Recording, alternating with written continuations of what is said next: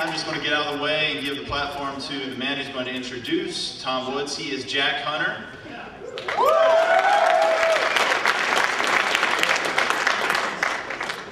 He's great on the radio. He's a great writer. I'm sure a lot of you have enjoyed his stuff. And now I'm about to say what will probably be the coolest introduction line all week. Ladies and gentlemen, the Southern Avenger.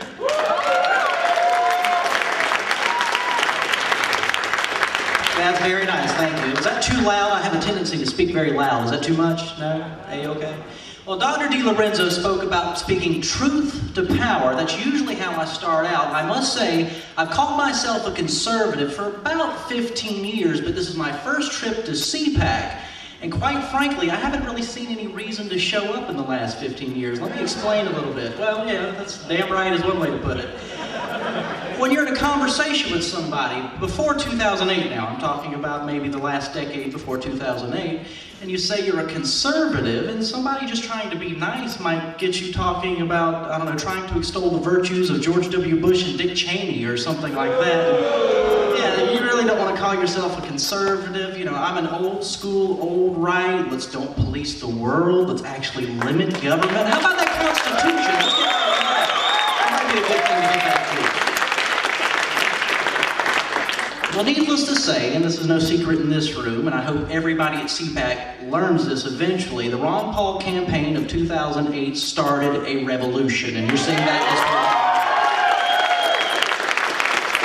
week. There's a lot of people who talk a good game when it comes to limited government. They say, well, I'm for limited government, blah, blah, blah, blah, blah, and they become a conventional status quo Republican and do nothing about it.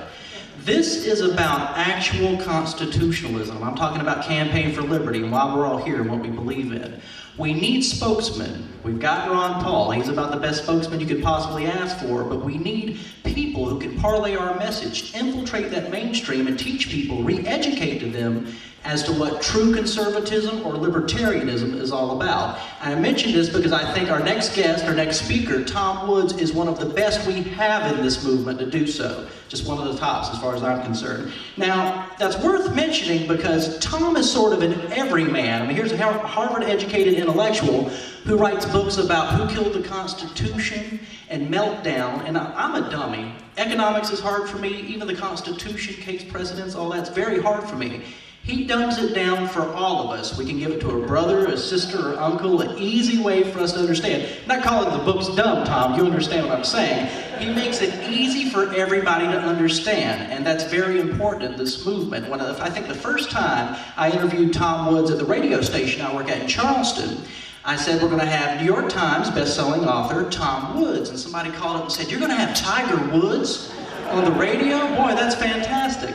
Well, it's been at least a year from then, and I'm glad to say, at least in Charleston, South Carolina, plenty of people know about Tom Woods, and hopefully the whole world will know about Tom Woods very soon because they need to. He has a message we all need to hear. Ladies and gentlemen, our next speaker, Tom Woods.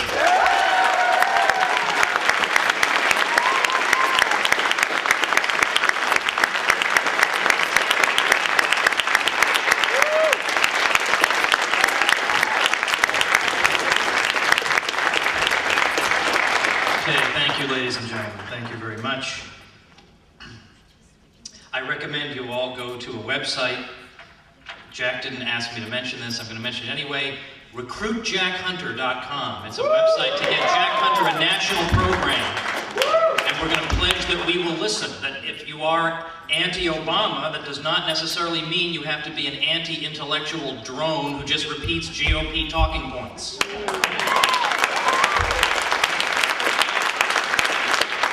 All right, what I want to talk about today is something the New York Times hates, Chris Matthews hates, and the establishment hates. So right away, you know, yeah, we love it, right? It's beautiful. It's got to be great, right? And I want to preface it by pointing out that a lot of us in this room, we've been trying for many years. We've been trying to see what we can do to push the federal government back. And it hasn't really worked. I mean, let's be honest, right? I mean, 1968, people voted for Nixon, because they thought we gotta do something here. Yet even he, after 2 terms, had been unable to restrain the federal government to the point of actually pushing it back. 1994, we had the Republican Revolution. The Republicans took over Congress, and they're going to roll everything back. And Dick Armey told us everything's on the table. We might even get rid of the post office, and blah, blah, blah. And then, before you know it, in fact, this is already going on during the campaigns, the whole movement got sidetracked on this totally feckless contract with America, which amounted to a big nothing. Like, every plank of that thing was a waste of time. That's what happens. That's what the establishment likes to do when people are angry. Channel that anger into utterly pointless avenues. Make sure it goes nowhere. That's what they're trying to do with the Tea Parties. A lot of these Tea Party people are good, decent Americans. And, no, they haven't read Murray Rothbard or they haven't read Edmund Burke, but you don't have to know something is screwed up here in the country. And they're trying to do, according to their lights, the best they can to fight against it. And so what do we see happening? Like vultures, the politicians swooning in. We've got to swarm in on these people and take over this movement. And that's why people say, well, why don't we start a third party? As if there aren't already third parties. Why don't we start another third party? Well, they'll just take that one over too, and then you've got to start a fourth one. I mean, this is what happens. We have to be careful about this. So when we are told that just voting for this other party, make sure our party gets to get in on the federal gravy train, then that'll change things.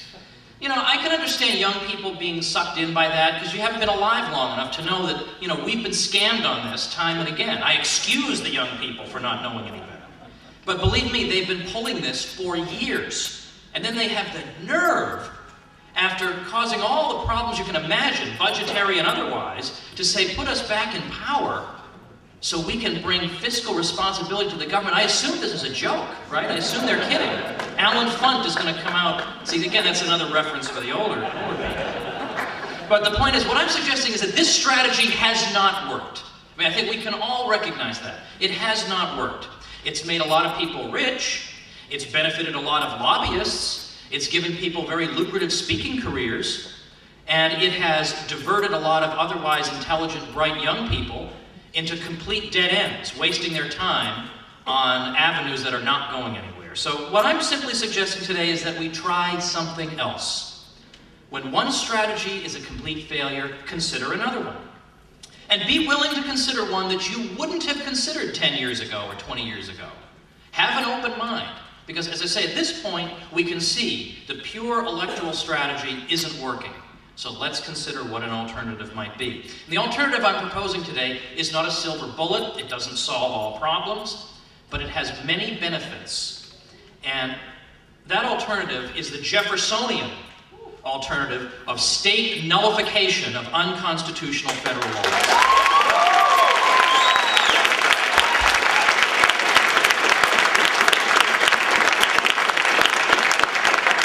Now, Jefferson, we can't mention Jefferson's name often enough in connection with these ideas, so that when creeps like Chris Matthews come along trying to talk about these ideas, we can portray the matter to the American public this way. Here's your choice, Thomas Jefferson or Chris Matthews? Which one you want to side with, right? What's Jefferson arguing? His argument runs like this. It's very simple. It's that it's not enough to say that we have broken up the federal government into 3 branches. Executive, legislative, and judicial. That ought to limit it somehow in some unspecified manner. That ought to work. Jefferson, from the start, said this is not the path to follow to limit the government, because what would happen if the executive, legislative, and judicial branches simply combined to gang up on the people and their liberties? He said what we instead need is to break power up into little bits. And in particular, the states, the constituent parts of the Union, need to have some corporate way, that is, as a group of individuals constituting the state, to resist the federal government should it go beyond its constitutional limits. Now, I realize this is a purely hypothetical situation. The government might go beyond its constitutional limits, but indulge me. Imagine that might happen. Jefferson's response is, we could simply do nothing. We could submit. But for Jefferson, that was the extreme. The other extreme is to secede from the Union, which he does not rule out, by the way. He does believe, as a matter of common sense, that of course the states, in the same way they join the Union, can of course withdraw. But his argument was that this is not always opportune, it's not always the right thing to do. So there has to be some way, logically, short of shedding blood, there has to be some peaceful way whereby the people can resist the federal government and yet at the same time remain in the Union.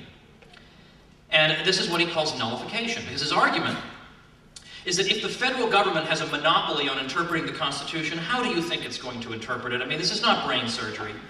It's going to consistently rule in its own favor. It's going to continue to discover untapped reservoirs of power that none of us had even known about in the past and exploit those. Again, this should be obvious, right? There's nothing controversial about this.